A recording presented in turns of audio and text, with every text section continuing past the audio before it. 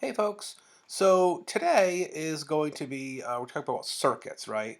So first of all, I want you to think about what they say about the old saying that lightning never strikes the same place twice, right? And how is that true or not, right? So I want you to pause the video for a second and think about that, whether or not it's true that lightning never strikes the same place twice, because I'm going to say the answer in just a moment, and we're going to see if that's actually true, right? It is not true. Okay.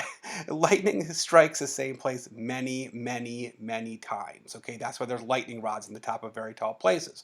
So if anybody ever tells you in your life that lightning never strikes the same place twice, tell them that is a myth. Okay. Now, today is technically a pair deck day. However, because you're watching a video of me teaching this, it's not really going to work the same way. At various times, I'm going to ask you to take out a piece of paper, and that piece of paper is going to be like your pair deck. And if you are in a room at school, there's going to be an adult in the room who's going to want to see the pictures that I asked you to draw.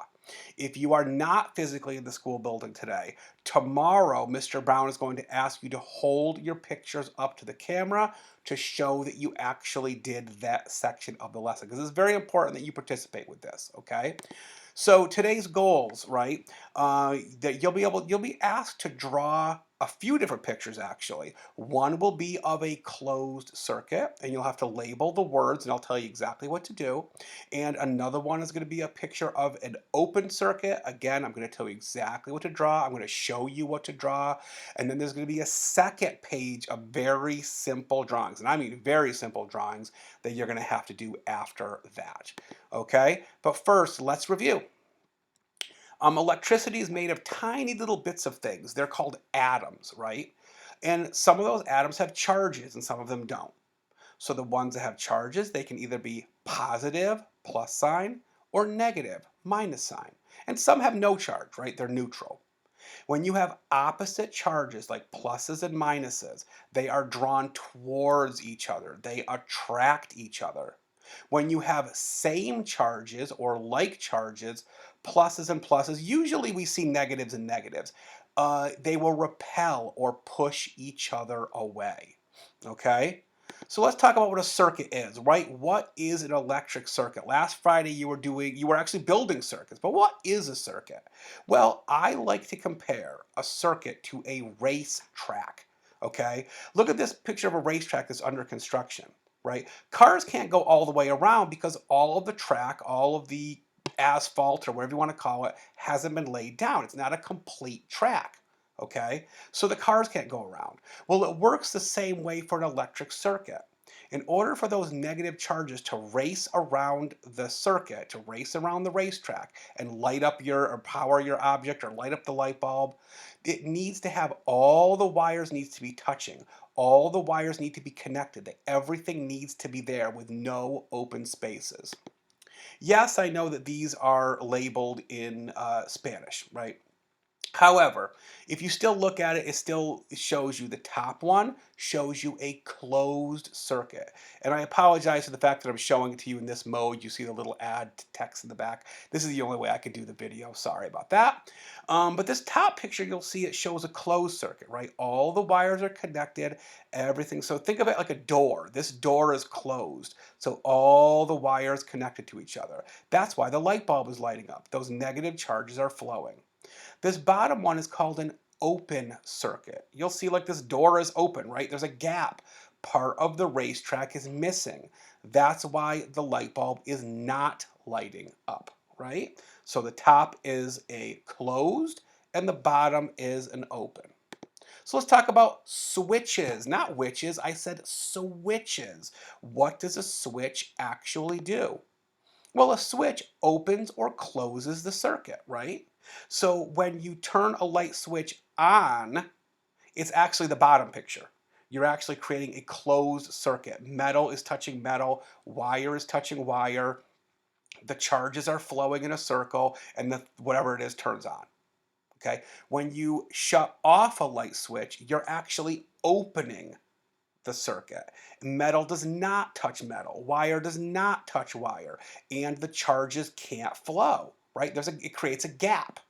That's why that light bulb is not actually on. So now here comes the drawing part. Make sure that you get a piece of paper and a pencil ready. Pause the video right now if you don't have a piece of paper and pencil. Get one from someone else because you need to do this next part. I want you to draw two different pictures, one on the top of the page and one on the bottom of the page. The one I want you to draw on the top of the page is just like this. I want you to draw this picture, okay, of an open circuit. I want you to draw the light bulb. I want you to draw the switch open. And now it looks like this is a gap, but this just represents the battery. So I want you to draw it like this. It's not an open gap, it's just a battery.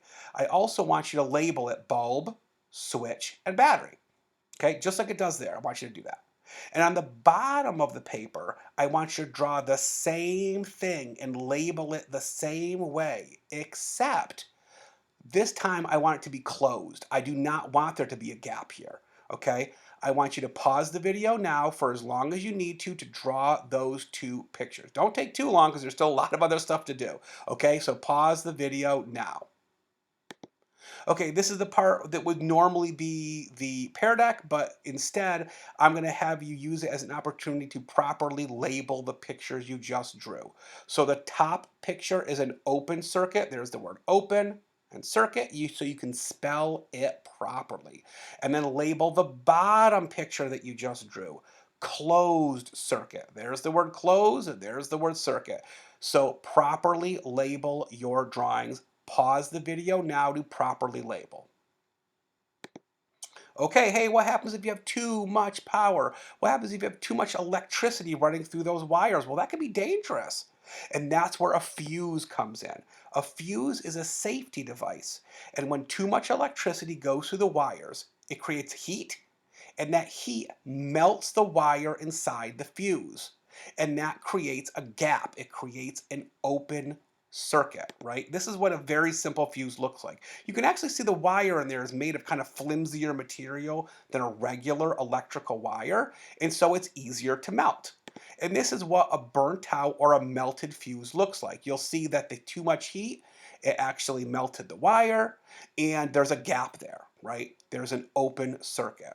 All right, here comes drawing part two. You'll need another piece of paper. This time it's going to be divided into 4 different sections, okay? In the top left, I want you to draw a simple rectangle. That represents a closed circuit. In the top right, draw a simple rectangle again, but this time with a missing piece. That represents an open circuit. And the bottom left, I want you to draw either 2 plus signs or 2 minus signs.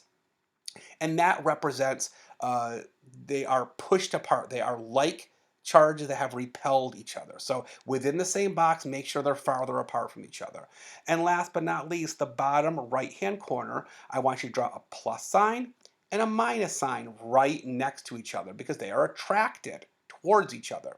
Now, rewind this video if you need to a little bit so you can hear these instructions again or read it right off the screen. Pause the video now so that you can properly draw these pictures in the proper place, okay? Go ahead and pause now and do that drawing. Okay, so I think this is actually incorrect. What I set up here is actually not true. An open circuit does have a gap, so I apologize for that. Open circuit has a gap. Closed circuits have no gaps, okay? And a switch is what opens and closes the circuit. And if there's too much electricity going through, it melts the little flimsy wire and it creates an open circuit, right? I hope you're feeling good about this lesson. Please make sure to watch the YouTube video. Now, you're aware of how much time there is left to class, right? So use your best judgment as to ideally you should watch the YouTube video before you do your classwork, and you should have time for that. But use your best judgment, okay? Make sure that classwork gets done before the end of class. So ideally you should watch the YouTube video next, then do your classwork, but keep an eye on the time and ask someone if you're not sure what time it is, and ask someone when class ends, okay? Have a great day, everyone. Goodbye.